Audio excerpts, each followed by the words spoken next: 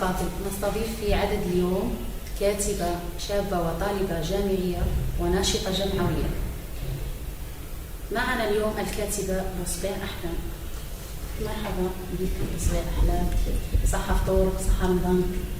مرحبا بك ومرحبا بكم مشاهدينا الأعزاء وصحة فطوركم. حدثينا عن أحلام بصبيع ومسيرتها بالكتابة وتميزها وتألقها بالكتابة.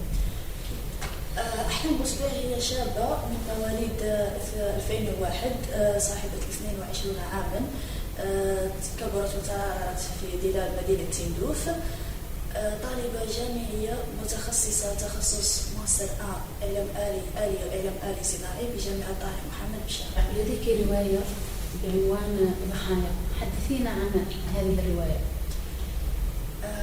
رواية ضحايا هي رواية اجتماعية تعالج العديد من القضايا الخاصة بالمحاضرة مستنبطة من الواقع الاجتماعي الخاص بنا.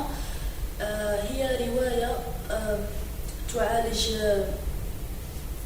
العديد، مثل ما قلت في البداية، تعالج العديد من القضايا الاجتماعية. أهم قضية فيها قضية الطلاق، حيث حاولت قدر الإمكان أن أسلط التأثير الجانب السلبي فيها عليها وعلى نفوس الأطفال. يعني كيف أن خطأ واحد فقط من أولياء الأمور قد يسبب الكثير والكثير من العقد النفسية لدى الأطفال، حيث كيف يؤثر على حياة الأطفال مستقبلا. هذا يعني لب الموضوع الخاص بالرواية. لماذا لجأت كتابتك وفي مسيرة الكتابة إلى هذا يعني العنوان بالضبط اللي هو يعني ضحايا، واللي استنبطتيه من قضية الطلاق يعني هذا الجانب الاجتماعي؟ هي كان لب الرواية قضية الطلاق. أما بالنسبة للمجالات الأخرى بزاف كاين اللي عندي مجالات أخرى نكتب فيهم، أني أحبذ أني نكتب فقط في الواقع الخاص بنا، حيث من اتخذت وسيلة الكتابة اتخذتها وسيلة محاربة، وسيلة كفاح، يعني وسيلة مساعدة ومساندة، يعني نساند المجتمع تاعي. فرتي من واقعك أول شيء تبدأي الكتابة من الواقع من الواقع المعاش، مش بالذات واقعي أنا ولا يعني واقع الواحد كأشخاص. هي ولات يعني أنا صراحة نعطيها تعبير أو يعني عنوان شغل ولات آفة اجتماعية. نعم، يمكن لخصوها أنها ثلاث آفة نعتبرها آفة اجتماعية وكثرت في المجتمع تاعنا. يعني كي أصدرت الرواية حاولت قدر المستطاع أن نحاول نقلل من هذا، يعني أوصل الآثار السلبية تاعها بغية الإسناد، يعني بغية المساعدة فقط من التقليل من هذه الظاهرة، ولو بمحاولة بسيطة. ما لقيتيش صعوبات في مسيرة الكتابة في رواية ضحايا؟ هي صراحة يعني لم أعتبرها صعوبة صراحة، ما عدا الجانب المادي، يعني كما لا يمكن أن تكون كيف أستطيع صياغتها في جملة مفيدة. كما نقول يعني الفن لا يجعلك غنيا، يعني الجانب المادي فقط هو أكبر صعوبة لنا، هذا صعوبة ظاهرة. أما من ناحية الصعوبات، يعني صعوبات نفسية، كونك محاط في مجتمع لم يعتد على التشجيع ولا لم يعتد على دائما مساندتك وتشجيعك. اعتدنا في مجتمع تربينا في وسط تطبيقي. نعم. يعني ما كاش اللي يشجعك، ما كاش اللي يقف معاك، ما كاش اللي يدعمك. يعني في العكس، في عوضة الإنسان يدعمك ولا يشجعك، يقول لك محاولة، حاول، واصل. العكس دائما يحاول التطبيق. يعني هذه هي أكبر بالنسبة لي، أنا أعتبرها صعوبتين فقط، الجانب المادي والجانب التطبيقي في المجتمع. من هو الشخص أو المشجع الأول حياة أحلام اللي شجعها على الكتابة وساندها في مسيرة الكتابة؟ يعني المشجع الأول أخص يعني الشرف من أحد الصديق والزميل علي ميموني، هو اللي كان المشجع الأول والداعم الأول، لأنه ضحايا كان مكتوب مخبأ، يعني ما كانش اللي ساعدني ودعمني أني يظهر للعالم من غير ذلك. يعني كنصيحة أحلام توجهها لقراء تندوف؟ كنصيحة لشباب قراء تندوف، يعني أول شيء بالنسبة لنربط الموضوع كما قلت سابقا، لأننا راضينا في مجتمع تثبيطي، يعني أول عفسة مبادرة، أنه تكون عندك إرادة، تكون عندك عزيمة، أنك الحلم عندك فكرة، عندك حلم، حاول قدر المستطاع أنك توصل لها، توصل بابتعاد بداية بالابتعاد عن الجانب السلبي يعني بالأشخاص السلبية يعني الأشخاص المطبقون. ثاني حاجة أخص بها قراء شباب تندوف، واتركوا بصمتكم في الولاية، يعني ونسيت في الولاية اتركوا بصمة في حياتكم، يعني في مجال الكتابة، ولو حتى لو كانت مجالات عديدة ليس الكتابة وحدها.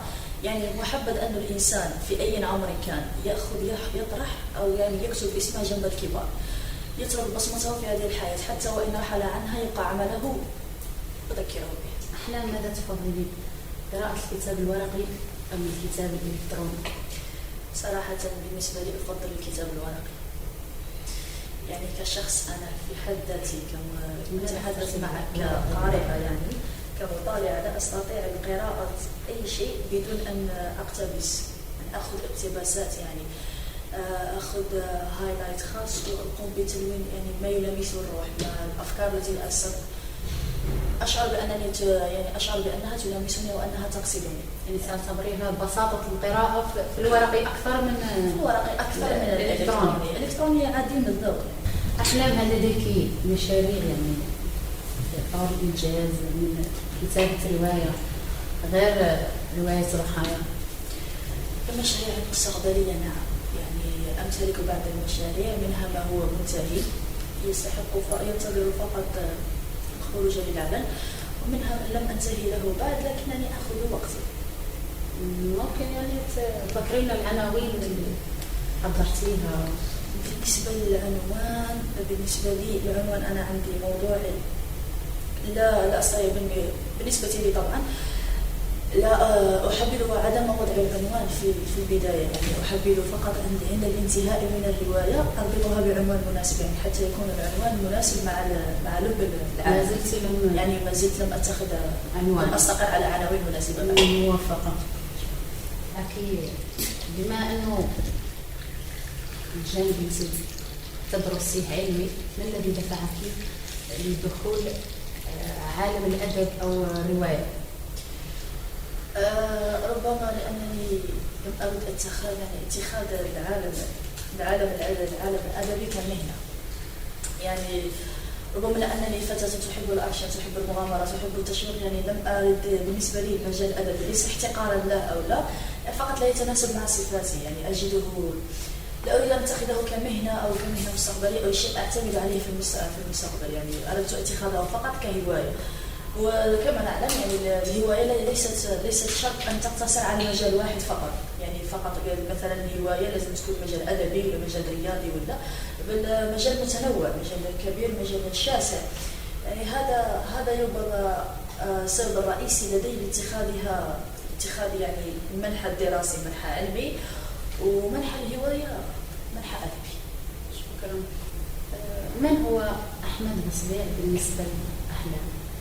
من والد الكريم، ويمثل لي الكثير والكثير، يعني بصراحة لا أستطيع حصره في كلمة واحدة وحصره في وصف مدقق، في وصف صغير، لا أستطيع، لأنه حقا تعجز الكلمات عن التعبير، يعني لا أستطيع وصفه، عدا أنه والدي، ومن هذا المنظر يعني أوجه له تحية عظيمة وشكرا عظيما، شكرا يفوق التخيلات. فقط كلمة ختامية أحلام. كلمة ختامية، نشكركم على هذه الالتفاتة، شكرا على متابعينا الأعزاء على هذه المشاهدة، ونتمنى أن تعجبكم هذه الحلقة. شكرا. كانت معنا الكاتبة أحلام بصبيع، لنلتقي في عدد جديد ومتجدد من برنامج أقلام تندوف. كانت معكم بصبيع بنت الخير، لنلتقي في عدد جديد ومتجدد كذلك. السلام عليكم ورحمة الله.